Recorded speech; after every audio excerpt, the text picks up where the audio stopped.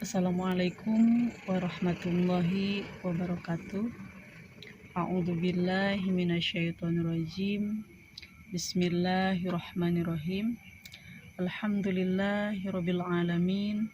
Wabihi nasta'inu ala umuri dunya waddin wa ala alihi wa sahbihi ajmain. Amma ba'du. Puji syukur mari kita panjatkan kehadirat Allah Subhanahu wa taala. Salawat dan salam mari kita limpah curahkan kepada baginda besar Nabi Muhammad sallallahu alaihi wasallam. Hadirin yang dirahmati Allah, pada kesempatan ini saya akan menyampaikan tentang sejarah peradaban Islam yang berjudul Bani Abbasiyah, dinasti atau yang dikenal dengan dinasti Bani Abbasiyah. Bani Abbasiyah adalah kelompok orang yang memiliki keturunan dengan Nabi Muhammad Shallallahu Alaihi Wasallam melalui jalur paman Nabi yang bernama Al-Abbas bin Abdul Muthalib Ibnu Hashim. Kelompok ini kemudian membentuk khilafah dan menggantikan dinasti Umayyah pasca keruntuhannya pada tahun 750 Masehi. Dalam sejarah Islam, dinasti ini tercatat banyak melahirkan ilmuwan cerdas yang dikenal dunia. Ilmu pengetahuan dan pendidikan pun mulai berkembang begitu pesat pada masa dinasti Bani Abbasiyah ini. Tak heran jika dinasti Abbasiyah ini terkenang sebagai dinasti yang membawa peran penting dalam peradaban agama Islam. Abbasiyah nama dinasti kekhalifahan yang berkuasa mulai 750 Masehi hingga 1258 Masehi. Ini diambil dari nenek moyangnya Al-Abbas bin Abdul Muthalib bin Hashim, yaitu paman Rasulullah Shallallahu Alaihi Wasallam. Dinasti Abbasiyah didirikan oleh Abu al-Abbas al-Saffah sekaligus sebagai khalifah pertama di dinasti Abbasiyah. Al-Saffah ini artinya sang penumpah darah, yang kemudian menjadi julukannya. Julukan ini merupakan pertanda buruk karena dinasti yang baru muncul ini mengisyaratkan bahwa mereka lebih mengutamakan kekuatan dalam menjalankan kebajikannya. Dari 750 Masehi hingga 1258 Masehi, penerus Abu al-Abbas memegang pemerintahan meskipun mereka ini tidak selalu berkuasa. Orang Abbasiyah mengklaim dirinya sebagai pengusung konsep sejati kekhalifahan, yaitu gagasan negara terokrasi yang menggantikan pemerintahan sekuler dinasti Umayyah.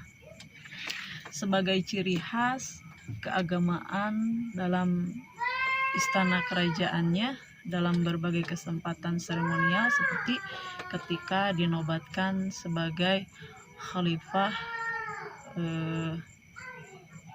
dan pada salat Jumat, khalifah menggunakan jubah burdah yang pernah dikenakan oleh saudara sepupunya Nabi Muhammad Shallallahu Alaihi Wasallam.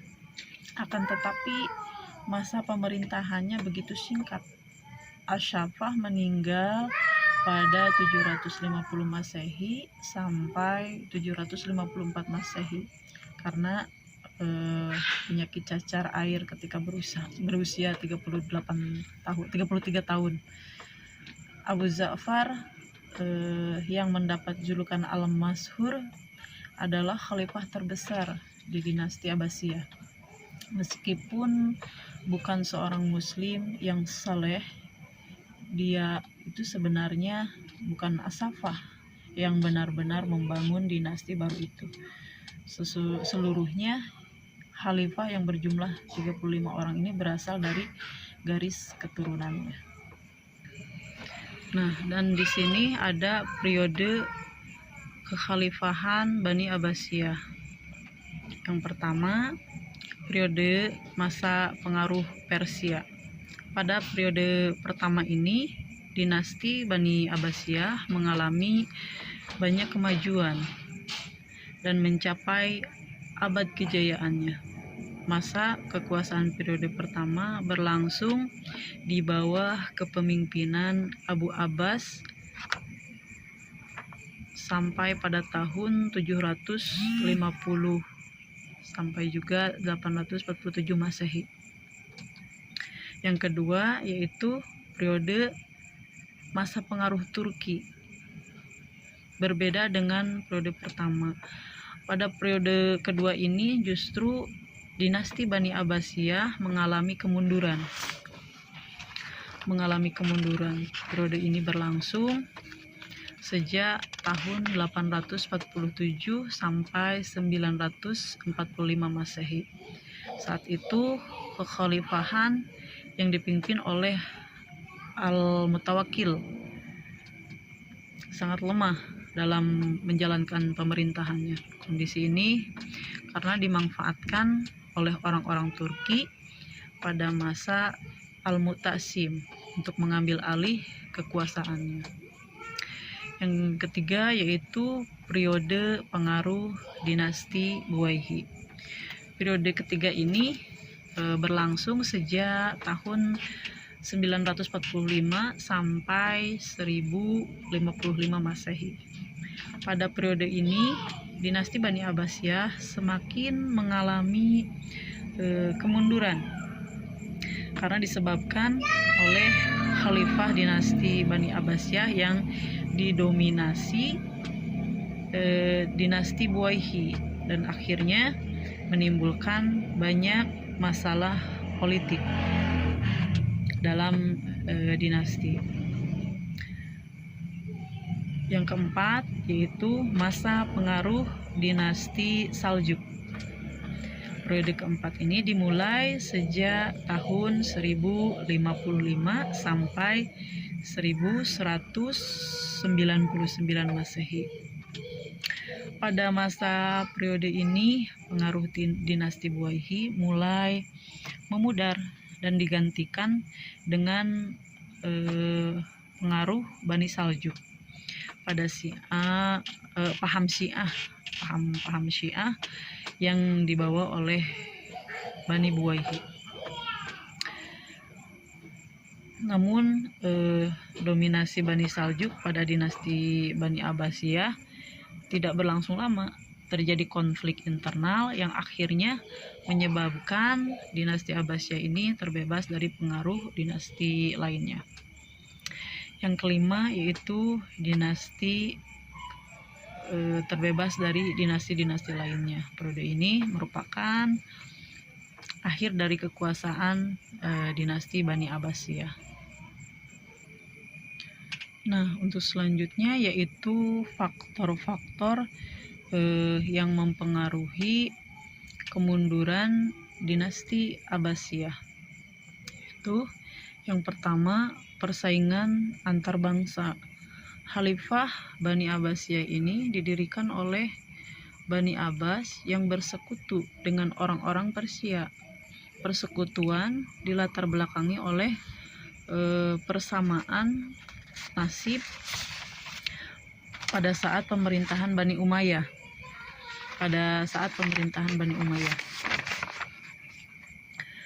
Keduanya sama-sama tertindas. Setelah dinasti Abbasiyah berdiri, Bani Abbas tetap mempertahankan persekutuan itu.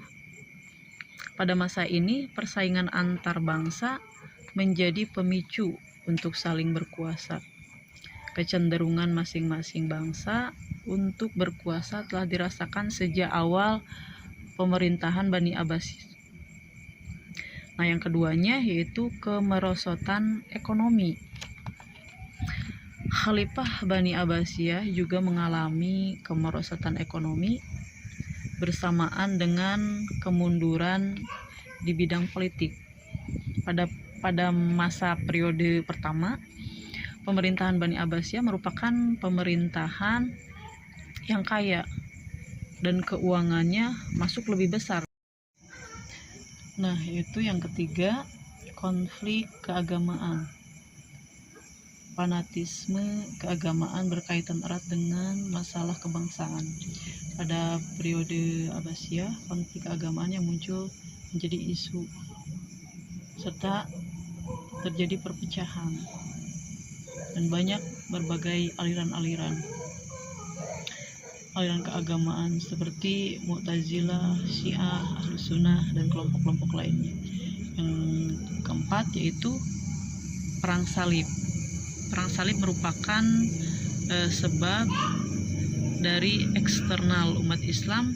Perang Salib yang terjadi beberapa gelombang, dan ini banyak sekali menelan korban, dan konsentrasi perhatian Bani Abbasiyah terpecah belah untuk menghadapi tentara salib ini, dan muncullah kelemahan-kelemahannya. Nah, jadi Bani Abbasiyah ini merupakan masa pemerintahan umat Islam yang merupakan masa keemasan, masa kejayaan dari peradaban umat Islam yang pernah ada. Pada masa Bani Abbasiyah ini, kekayaan negara itu sangat melimpah ruah dan kesejahteraan rakyatnya sangat begitu tinggi. Pada masa ini muncul para tokoh-tokoh ilmuwan dari kalangan umat Islam, baik itu ilmu pengetahuannya. Banyak sekali muncul para tokoh-tokoh ilmuwan dari kalangan umat Islam, baik itu ilmu pengetahuan yang bersifat umum seperti ilmu kedokteran, yang telah mencetak dokter seperti Ibnu Sina dan yang lainnya, sehingga pada masa itu telah ada lebih dari 800 dokter yang berada di kota Baghdad dalam bidang matematika, juga melahirkan ilmuwan bernama Al-Khwarizmi. Al-Khwarizmi ini yang merupakan penemu angka 0. Demikian juga dari bidang ilmu agama, adanya perkembangan ilmu tafsir, ilmu kalam, ilmu filsafat, dan ilmu tasawuf, yang juga melahirkan tokoh-tokoh di bidang ilmu masing-masing. Pada masa pemerintah Khalifah Harun al-Rashid, kesejahteraan umat sangat begitu terjamin, karena pada masa inilah puncak dari kejayaan Bani Abbasiyah. Pembangunan di mana-mana, baik pembangunan rumah sakit, irigasi, dan juga pemandian umum, sehingga membuat masyarakatnya itu sangat sejahtera. Masyarakatnya sejahtera, ilmu pun bertebar di mana-mana. Namun di akhir pemerintahan Khalifah Bani Abbasiyah, Islam mengalami keterpurukan yang sangat begitu parah. Hal ini disebabkan serangan tentara Mongol yang telah menghancurkan pusat peradaban umat Islam di Baghdad, dan juga menghancurkan pusat ilmu pengetahuan yaitu Baitul Hikmah yang berisi buku-buku karangan pakar ilmu dari umat Islam yang sangat begitu tidak ternilai harganya. Dan setelah itu mulailah kehancuran dari Bani Abbasiyah. Nah, mungkin itu merupakan sejarah singkat yang saya sampaikan tentang sejarah Bani Abbasiyah. Bila ada yang salah, mohon maaf yang sebesar-besarnya, karena itu merupakan kebodohan daripada saya. Dan kalau ada setitik kebaikannya atau kebenarannya, mungkin itu adalah pertolongan dari Allah Subhanahu wa Ta'ala. Sekian dari saya. Wassalamualaikum warahmatullahi wabarakatuh.